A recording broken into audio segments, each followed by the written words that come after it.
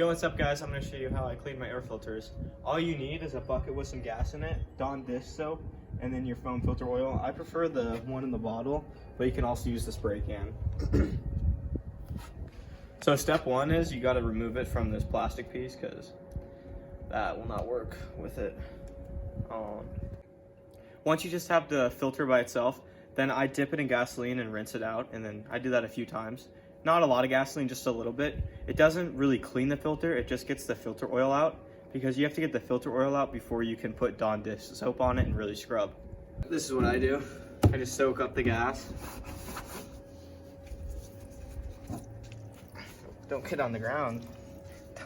My dad'll get mad if I stain the concrete. Do this a few times. You can see how it turned a lighter color. That's just the filter oil getting out. There's still so much dirt and grime in it. After you get the old filter oil out with gasoline, then I bring it over to the hose and really soak it with a ton of Dawn. And then just scrub the dirt out and rinse all the Dawn out with the soap. I usually have to repeat this a few times until the filter's clean. So I just get it really foamy and work the dirt out and the grime. And I forgot to mention, instead of Dawn dish soap, you can also use laundry detergent. It works super well, but I prefer the Dawn dish soap because it foams up a lot more. After you've got your air filter super clean, make sure you inspect it for any holes. Especially, you want to look all along the seam, and then this is where I found air filters to get holes, especially on the KTMs. And I'm pretty sure the betas have this too.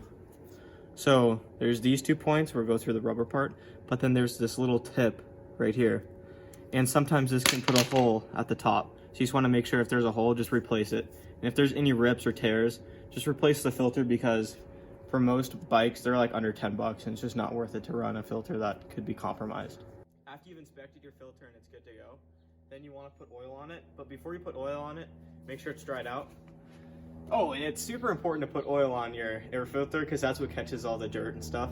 So don't just put it in your bike like this. So what I do is I kind of drizzle it all over the filter, and then I work it in to the filter. And make sure you do it over a bucket because there's usually drips out.